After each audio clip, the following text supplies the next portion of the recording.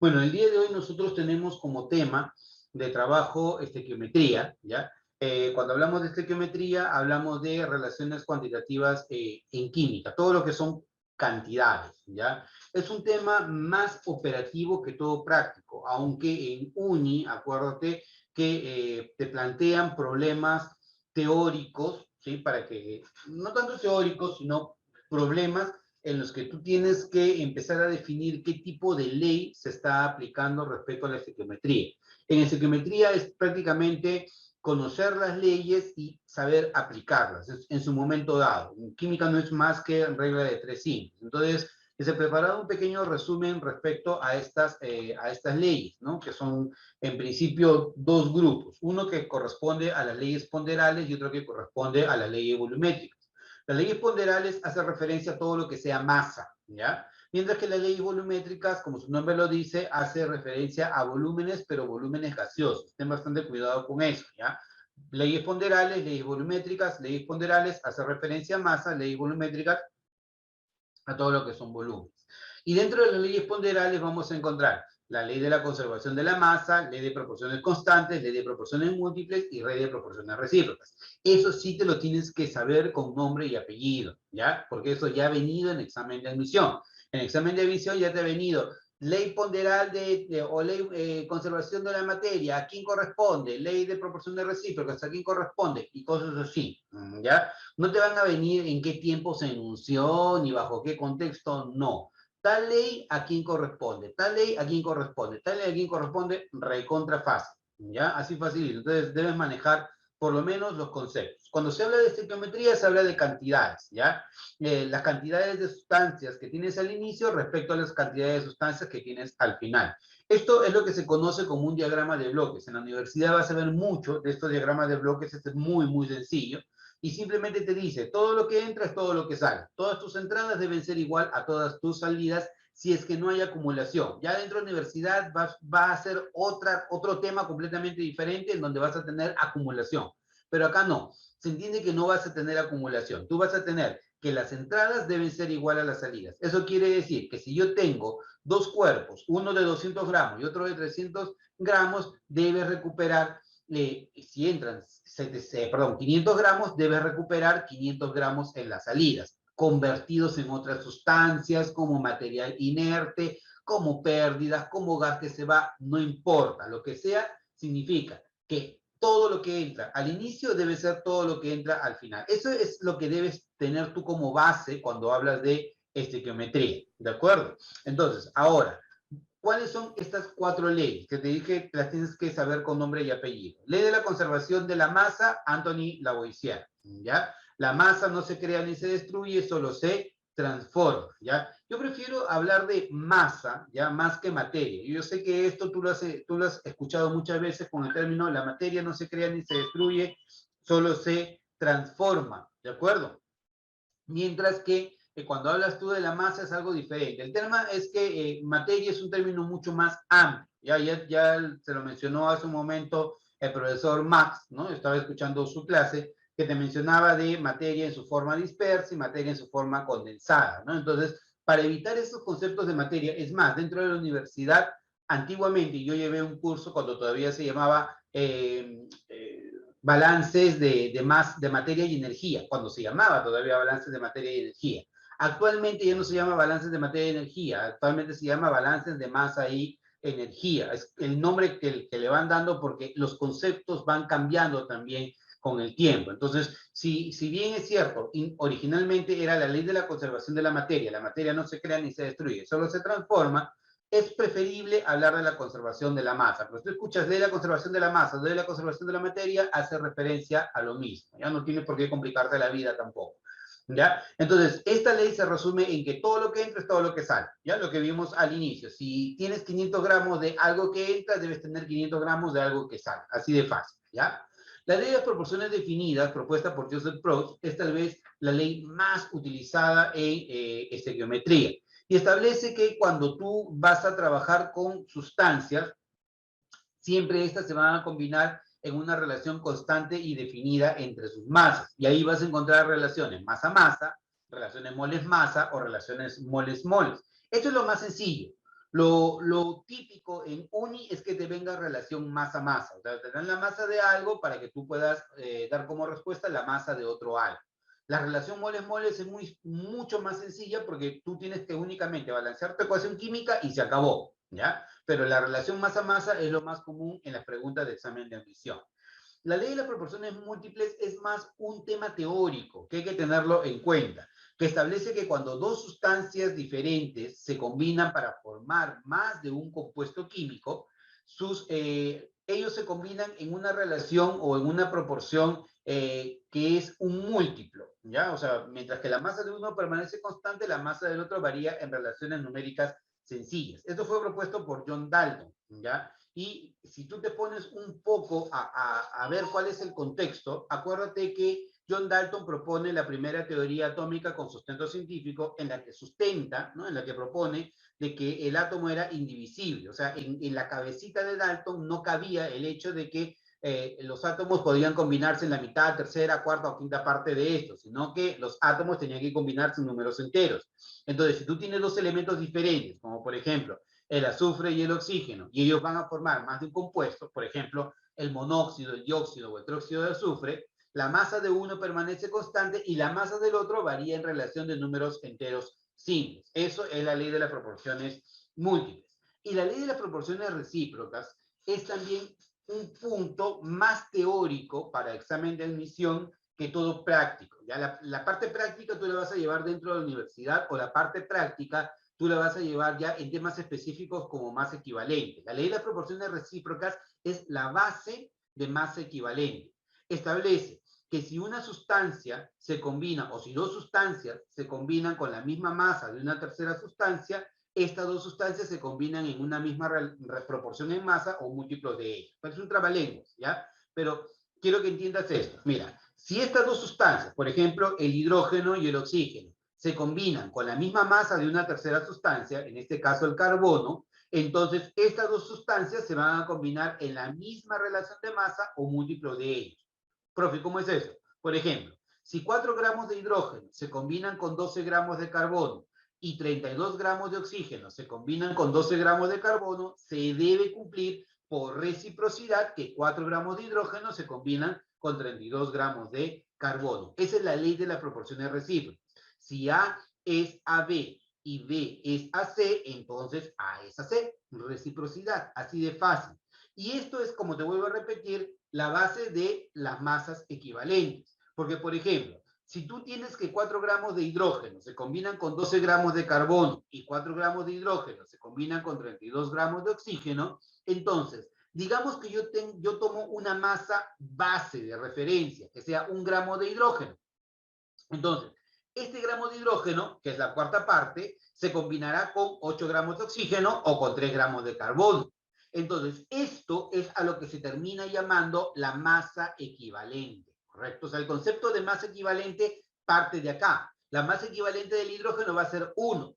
Entonces, el equivalente de combinación con respecto al hidrógeno son 8 gramos de oxígeno o 3 gramos de carbono. De aquí es donde parte el concepto de masa equivalente y es una ley estequiométrica. Vamos a ver en algún momento, ya con problemas más amplios, lo que son equivalentes gramos, pero ahora es necesario que tú reconozcas que estas 4 leyes ponderales existen, ¿ya? Debes conocerlas con nombres y apellidos y su aplicabilidad, ¿ya? Entonces, problemas facilito, chicos, rapidito, no hay que perder mucho tiempo en esto, a lo mucho perderemos, qué sé yo, 4 o 5 minutos, necesito que abran sus micrófonos, que participen, porque es la mejor manera de que esto lo puedan manejar. Esto, no creas que vamos a verlo así, ¿eh? O sea, nosotros vamos a ver problemas más amplios, más complejos, pero esto es para calentar motores, ¿ya? Fíjate, te dicen acá, determine cuántas moles, ¿ya?, de agua se forman a partir de 5 moles de oxígeno gaseoso. Regla en estequiometría. Primero, debes tener una ecuación química. Casi siempre en admisión te van a dar una ecuación química, ¿ya? Segundo paso, balancear tu ecuación química, ¿de acuerdo? Y tercer paso, operar. Así de fácil, ¿ya? Ecuación, balancearla y operar, ¿ya? Pero para ello tienes que fijarte qué es lo que tengo y qué es lo que quiero. No es operar por operar. Por ahí Daniel ya nos dio la respuesta, nos dijo 10. Ya les dije que todo, por favor, en público, nada en privado, ¿ya? Entonces, veamos acá.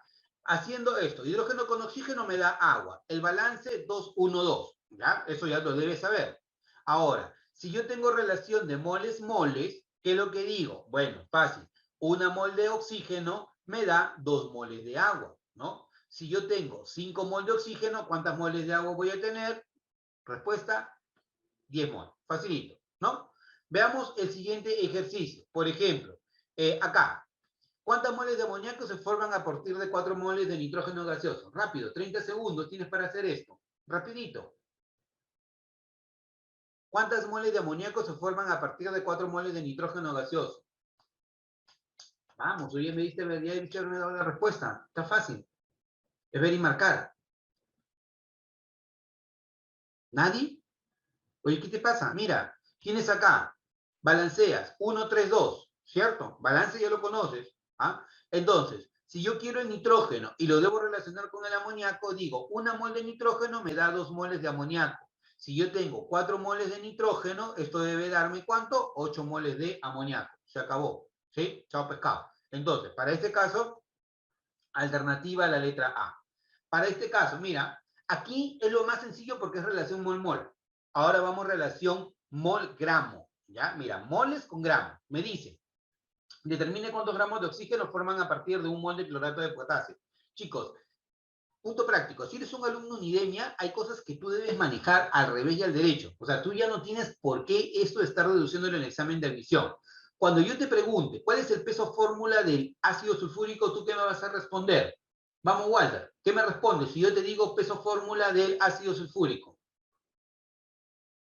Escríbelo si no quieres abrir tu micrófono. Directo, 98, a la mala.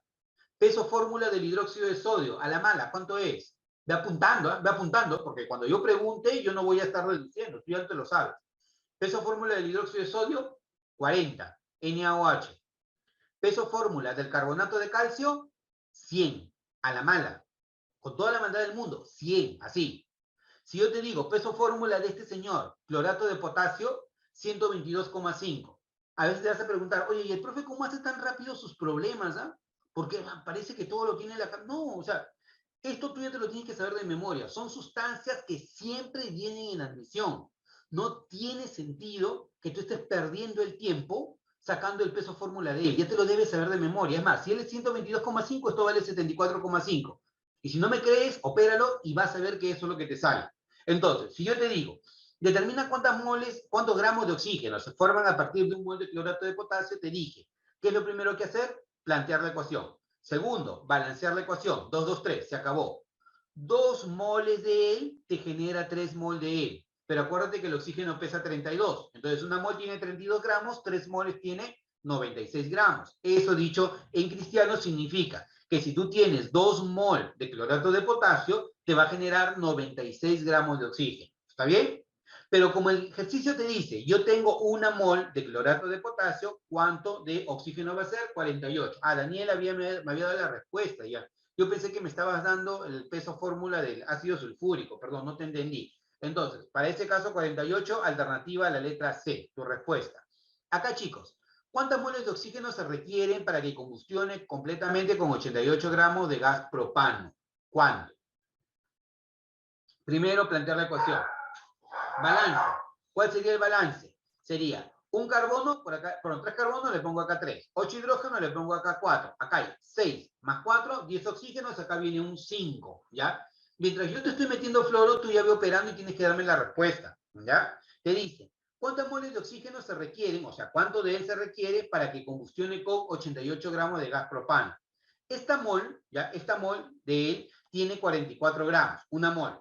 Y esa mol va a requerir 5 moles. Entonces, 44 gramos requiere de 5 moles. Si yo tengo 88 gramos, ¿cuánto voy a requerir? ¿Cuánto vale N? Al ojo, chicos. ¿Cuánto vale? 10. Muy bien, Guillermo. Entonces, N igual a 10. Ya hoy día no quieren hablar. ¿Qué pasa? ¿Ah? Están calladitos. Les ha olido la vacuna. Ya, a ver. Entonces, continuemos. La siguiente pregunta. A ver. Bueno, esto yo lo dejo para ti. ¿Ya?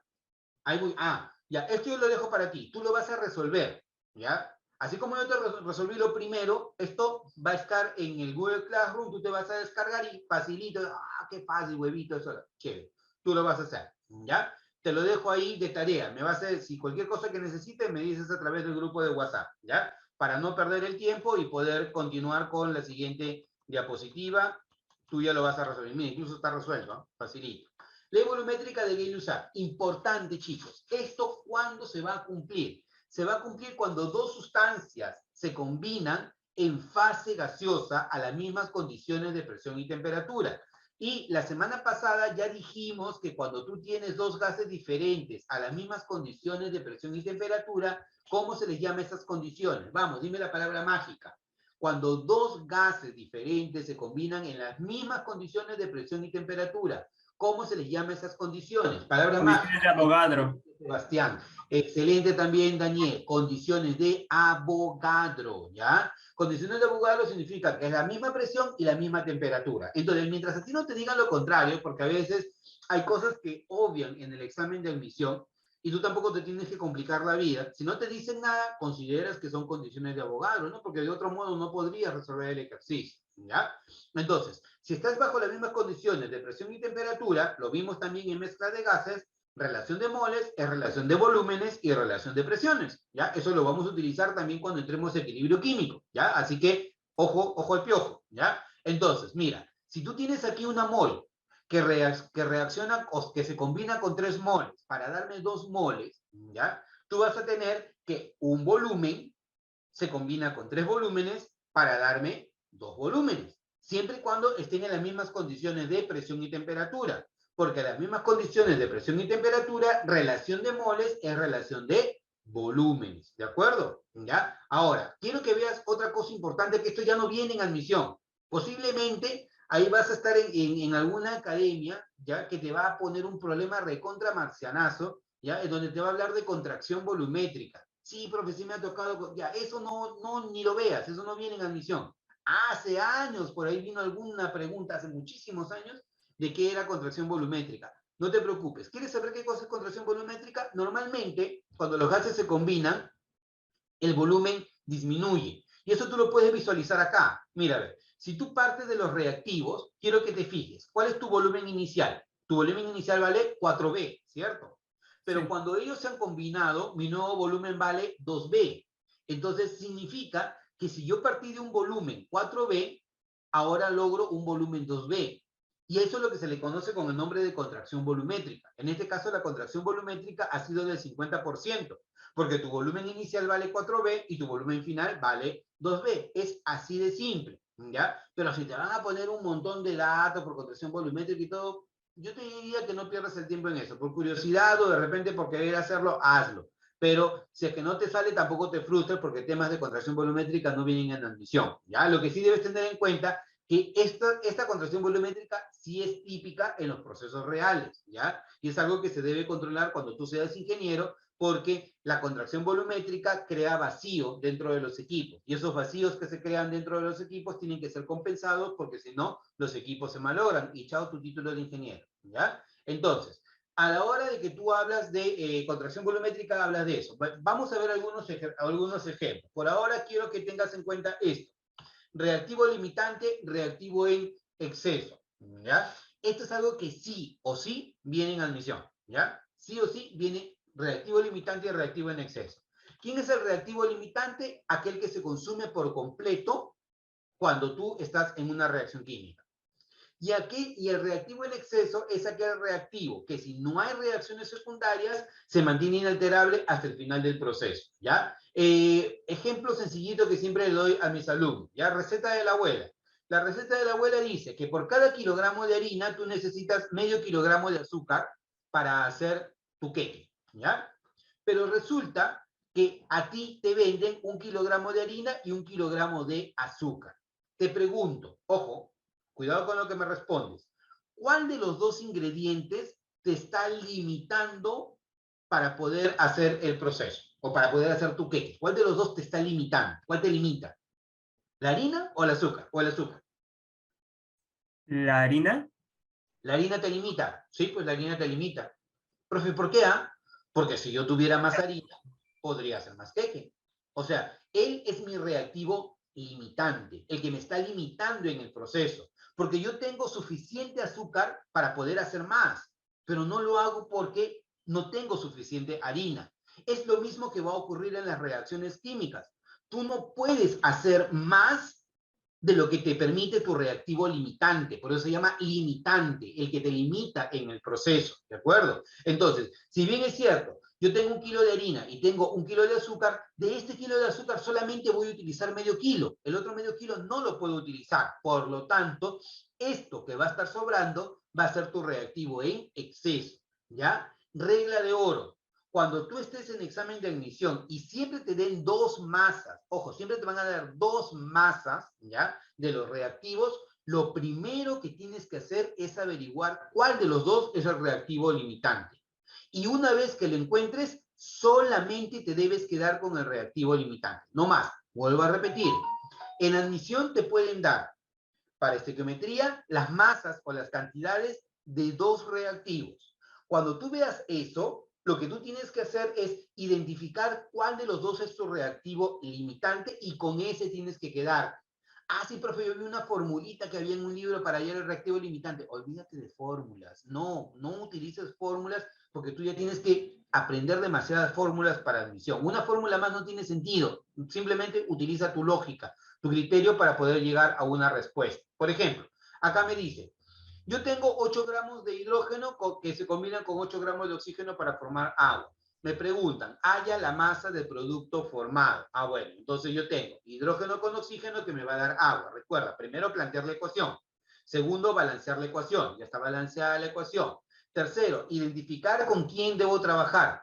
Tengo hidrógeno y oxígeno y me piden agua. Ah, tengo que trabajar con los tres, pero no hay de otra. Pero como tengo las masas de los dos reactivos, yo tengo que identificar de estos dos quién es el exceso. Entonces, digo, si tengo 2 moles de hidrógeno, se combina con 1 mol de oxígeno para darme 2 moles de agua. Entonces, papalito, tú ya sabes que estas 2 moles de hidrógeno en masa, ¿cuánto te representa? 2 por 2, 4 gramos. Y esta mol de oxígeno, ¿cuánto te representa en masa? 32, ¿cierto? Porque el oxígeno pesa 16 por 2, 32. Entonces, con 4 gramos de hidrógeno, yo genero 32 gramos de oxígeno para darme 36 gramos de agua. Profe, ¿y el 36 de dónde lo sacó? 4 más 32, 36, ley de la conservación de la masa. ¿Está bien? Entonces, partimos de esto. Ahora, ¿qué vas a hacer? Haz lo que tú quieras. Toma como referencia al hidrógeno o al oxígeno, no importa, cualquiera de los dos.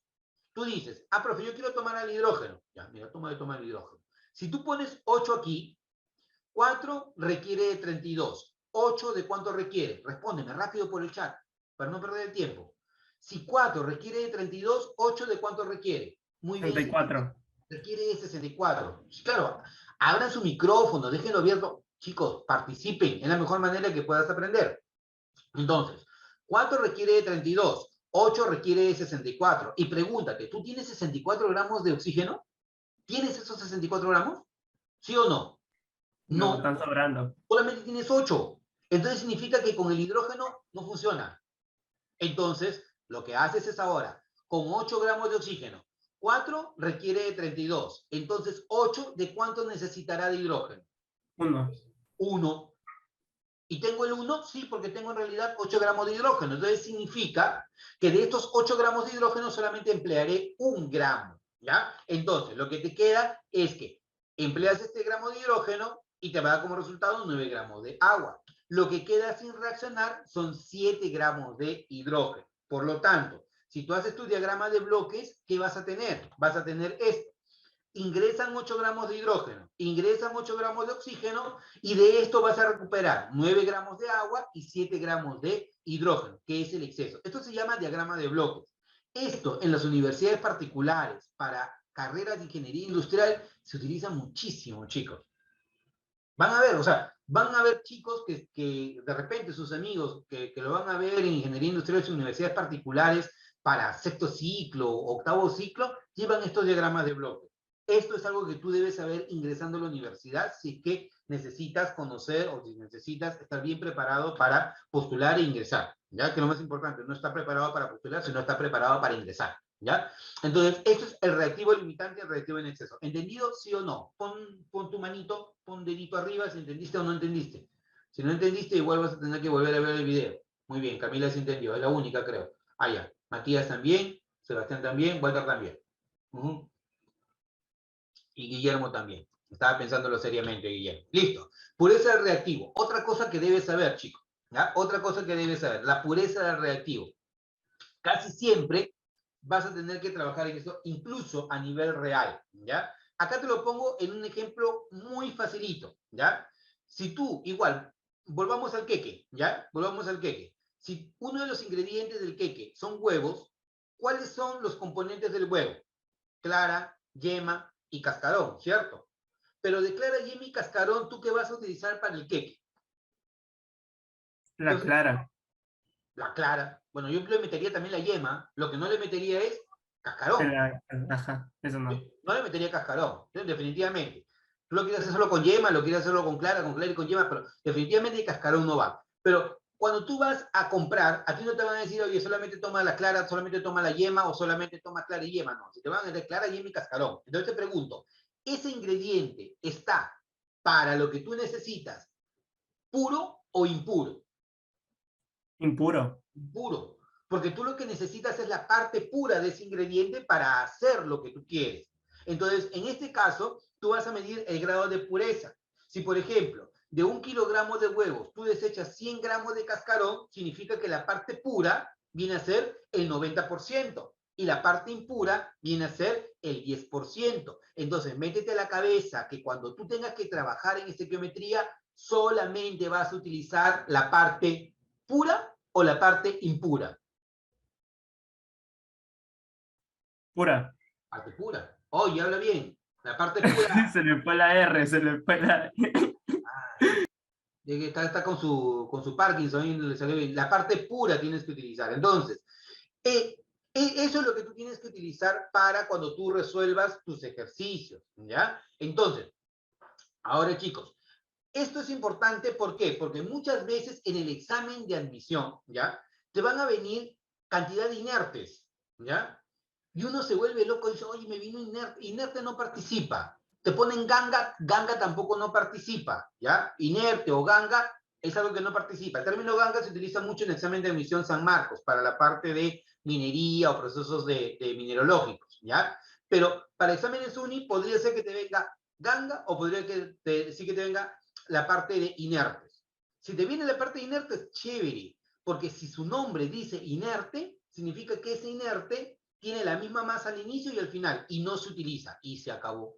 Se acabó. Es la parte que no se utiliza y eso te puede dar a veces, ¿no? La resolución de un ejercicio en solo un paso, si lo lees bien.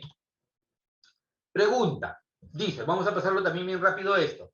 Que dice, determine la masa de óxido de calcio que se puede obtener por la descomposición de 250 gramos de piedra caliza que contiene 80% de carbonato de calcio puro, ¿ya? Entonces, chicos, me imagino que están con su calculadora, ¿no? Si no, así mentalmente, ¿ya? 250 gramos al 80%. ¿Cuánto es el 80% de 250? Háblame, ¿eh?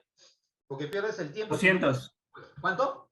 200. 200, listo, 200. Entonces, mira, significa que del todo, del montón, 200 gramos es la parte pura. ¿Qué es la parte pura? El carbonato de calcio que se va a descomponer para formar óxido de calcio y dióxido de carbono. Y el ejercicio que te dice, ¿quieres saber cuánto óxido de calcio se va a generar? Y ya te dije hace un rato, no tienes por qué deducirlo. ¿Cuánto es el peso fórmula del carbonato de calcio? Ah, profe, déjeme calcular. Dime, ¿cuánto vale el peso fórmula del carbonato de calcio? Ya te dije que lo tienes que saber de memoria. 100. 100, listo, 100, a la mala. Entonces, mira, hasta mentalmente lo podemos hacer, ¿ah? Si tú balanceas la ecuación, un calcio, un carbono, 3 oxígenos, Juan, más tú, 3 oxígenos, se acabó, ecuación balanceada. 100 gramos me da 56 gramos. Como ya tengo 200 gramos, eso corresponde a 112 gramos. ¡Pah! A cobrar, 112 gramos. Cobra tus puntos en la admisión. Se acabó, así de fácil. Un alumno terminaría haciendo todo el planteamiento, que sí, que mira, que mi 250 gramos, el 80% viene a ser 200 gramos de carbonato de calcio. Es un alumno unidemia, pero es selección unidemia. Como debe ser selección unidemia, veamos acá, algo más rápido, más práctico. 1, 1, 1, balance, se acabó. Peso fórmula 100, peso fórmula 56. Con 100 gramos genero 56. Con 200 gramos, ¿cuánto genero? El doble. ¿Y cuánto es el doble? 112 gramos. para exámenes de admisión tipo San Marcos, tipo Callao o tipo agraria, en donde tú no tienes la posibilidad de una calculadora, los números son sencillos, ¿ya? No esperes que esto venga en admisión uni, porque en admisión uni tienes la ventaja de una calculadora y tienes algo más de tiempo para resolver. Esto te sirve únicamente para que conozcan la metodología, nada más, ¿ya? Aquí, facilito. Te dicen, determine la masa de hierro que se puede obtener a partir de 1000 gramos de un mineral que contiene 70% de óxido férrico, ¿ya? Y me dicen según esto de acá, 7 por 7, 49, mira, al ojo, 490 gramos, al ojo, opéralo. Te apuesto, te va a salir 490 gramos. ¿Ya? ¿Te salió eso? Sí, me va a decir ahora, porque... ¿Qué haces? De estos 1000 gramos, el 70% es lo que quiero. ¿Cuánto es el 70% de 1000 gramos? Habla. 70% de 1000 gramos. ¿Cuántos son? 300. Listo. Tienes 700 gramos de él. Y de estos 700 gramos, tú quieres saber cuánto de hierro vas a obtener. ¿Ya? Entonces, dices, de estos 1000 gramos, el 70% es óxido férrico. Por lo tanto, significa que óxido férrico me representa 700 gramos. Pero ahora, de acuerdo a esta ecuación, tú vas a decir, al balancear la ecuación, voy a tener esto. Por cada 2 mol de él, me va a generar 4 mol de él. O sea, eso significa que con 320 gramos de él, yo produzco 224 gramos de él. Si tú tienes 700 gramos, ¿cuánto de masa te va a salir? Masa, 490 gramos. Y con esto de acá, tu respuesta va a salir la letra D. ¿De acuerdo? Ahora, profe, ¿y cómo hizo hace un rato para que le saliera tan rápido la respuesta? Ya, porque mira, tú estás utilizando aquí estequiometría, ¿ya? Pero tú lo puedes haber hecho por composición centesimal. Y una cosa que te ayuda mucho, porque esto es típico también de admisión, es que para el óxido férrico, el porcentaje de hierro es el 70%. Profe, ¿cómo saca eso? Fácil, mira. Todo esto, todo este mostrito, pesa 160. Opéralo. 56 por 2, 112. 16 por 3, 48. La suma me da 160. Y de este 160, ¿el hierro cuánto te representa? 70%. 112 de 160 es 70%. Entonces, significa que de estos 1000 gramos, 70% es la parte pura. Y de esa parte pura, 70% es hierro. O sea, el 70% del 70% de 1000 es lo que te piden.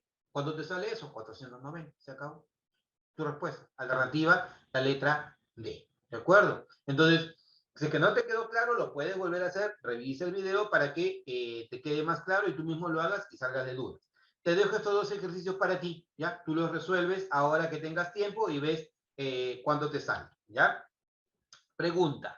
¿Qué volumen de dióxido de carbono a condiciones normales se obtiene por la descomposición de 400 gramos de carbonato de calcio con 25% de impurezas? Chicos, 25% de impurezas significa que la parte pura, ¿cuánto es? 75%. 75%. ¿Y cuánto es el 75%? 300 gramos. 400.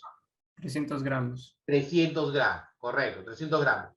Al ojo, ¿cuánto es el peso fórmula del carbonato de calcio, chicos? Peso fórmula de él. 100. 100. Entonces, mira lo que vas a decir. Con 100 gramos, tú produces una mol de dióxido de carbono gaseoso. Pero esta mol, en condiciones normales, ¿qué volumen ocupa? 22,4 litros. Excelente. Entonces, mira, ni vamos a operar nada, directo. O sea, con 100 gramos, yo puedo generar 22,4 litros. Con 100 gramos. Pero como yo tengo 300 gramos, ¿cuánto voy a generar? Al ojo. Excelente, Matías. 67,2 litros. ¿Se acabó? ¿Te das cuenta? Este es un problema que podría venir en admisión así.